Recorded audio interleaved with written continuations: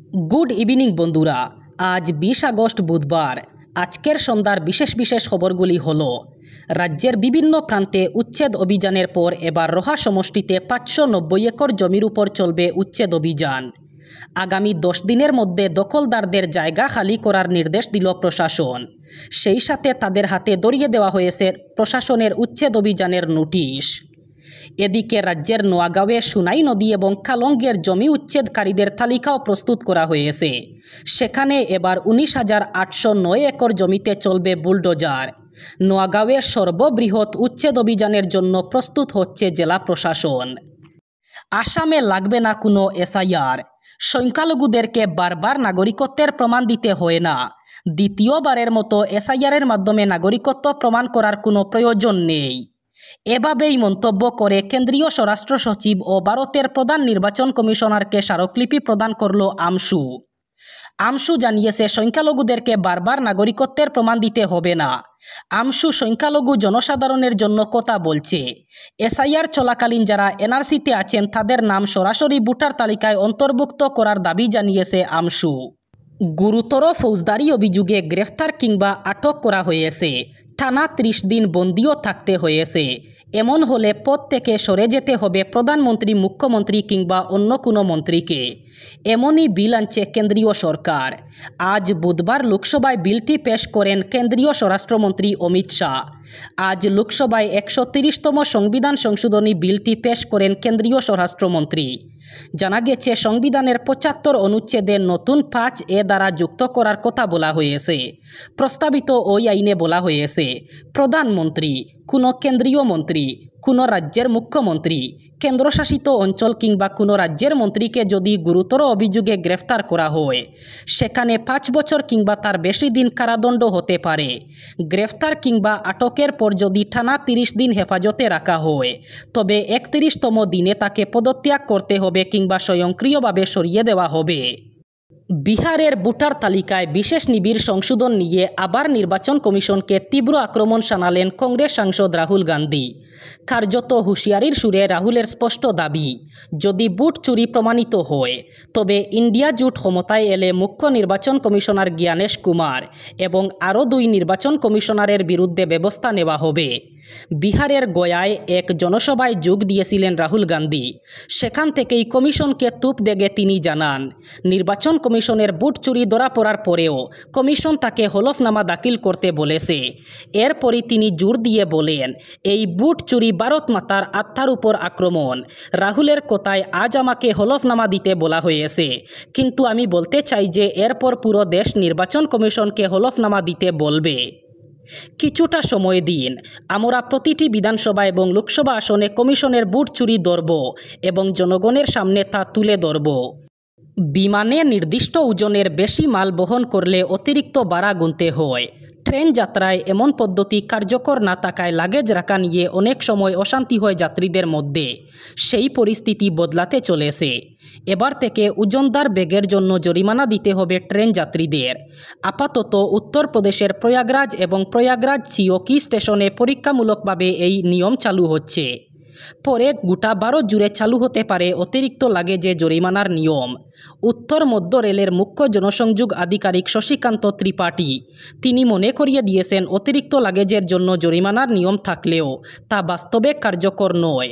রেলের তরফে জানানো হয়েছে, ইতিবাচক সাড়া মিললে ধাপে ধাপে সব স্টেশনেই এই নিয়ম চালু হবে। কিন্তু লাগেজ সংক্রান্ত ঠিক কী নিয়ম রয়েছে রেলের?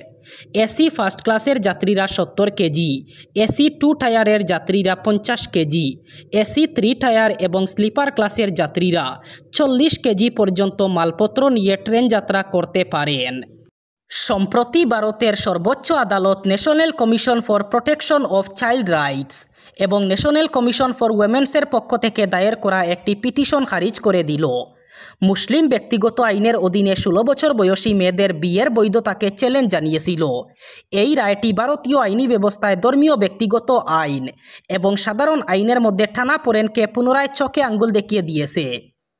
আবেদনের মূল যুক্তি ছিল যে মুসলিম ব্যক্তিগত আইনের এই বিধানটি শুধু অধিকার সুরক্ষা আইন 2012 এবং বাল্যবিবাহ প্রতিরোধ আইন 2006 এর মতো প্রচলিত আইনগুলির সঙ্গে বিরোধ বাঁধাচ্ছে। এনসিপিসিআর এবং এনসিডাব্লিউর মতে একজন 16 বছর বয়সী মেয়েকে প্রাপ্তবয়স্ক হিসাবে গণ্য করে বিয়ে করার অনুমতি দেওয়া তার মৌলিক অধিকারের লঙ্ঘন এবং তাকে শিশু হিসাবে সুরক্ষা প্রদানের আইনের পরিপন্থী। তারা যুক্তি দিয়েছিল যে এই ধরনের বিবাহ মেয়েদের শারীরিক এবং মানসিক স্বাস্থ্যের জন্য ক্ষতিকর এবং তাদের শিক্ষা ও বিকাশের সুযোগ সীমিত করে। তবে সুপ্রিম কোর্ট তাদের রায়ে এই যুক্তিগুলো প্রত্যাখ্যান করে বলেছে যে মুসলিম ব্যক্তিগত আইন একটি প্রতিষ্ঠিত এবং স্বতন্ত্র আইনি ব্যবস্থা যা দীর্ঘদিন ধরে ভারতীয় বিচার ব্যবস্থায় অংশ। আদালত স্পষ্ট করেছে যে একজন মুসলিম মেয়ে যদি বয়ঃসন্ধিতে পৌঁছায় তাহলে সে মুসলিম ব্যক্তিগত আইন অনুযায়ী বিয়ে করার জন্য যোগ্য। এই বয়ঃসন্ধির বয়স সাধারণত 15 বছর ধরা হয়, তবে আদালতের রায়ে বলা হয়েছে এটি 16 বছর বয়সের ক্ষেত্রেও প্রযোজ্য। শ্রীভূমি জেলার হোটেল, রেস্টুরেন্ট, দোকান অথবা অন্যান্য ব্যবসায়িক প্রতিষ্ঠানে 14.2 কেজি ওজনের ডোমেস্টিক এলপিজি সিলিন্ডার ব্যবহার করা হচ্ছে বলে ইন্ডিয়ান অয়েল কর্পোরেশন লিমিটেড থেকে শ্রীভূমির খাদ্য গণবণ্টন ও উপভোক্তা বিষয়ক বিভাগের দৃষ্টি আকর্ষণ করা হয়েছে। এর পরিপ্রেক্ষিতে শ্রীভূমির জেলায়ুক্ত স্বাক্ষরিত খাদ্য গণবণ্টন ও উপভোক্তা বিষয়ক বিভাগ থেকে এক বিজ্ঞপ্তি জারি করে জানানো হয়েছে যে ব্যবসায়িক প্রতিষ্ঠানে ঘরোয়া অথবা ডোমেস্টিক এলপিজি সিলিন্ডার ব্যবহার করা 2000 সালের liquefied petroleum gas regulation of supply and distribution আদেশকে লঙ্ঘন করে। পাশাপাশি ঘরোয়া এলপিজি সিলিন্ডারের বাণিজ্যিক ব্যবহারের ফলে ঘরোয়া এলপিজি সিলিন্ডার সরবরাহের কৃত্রিম সংকট তৈরি হচ্ছে এবং প্রকৃত ঘরোয়া উপভোক্তার সময়মতো যোগান পাওয়া থেকে বঞ্চিত হচ্ছেন। এছাড়া বাণিজ্যিক এলপিজি করের সরকারি রাজস্বেরও ক্ষতি হচ্ছে।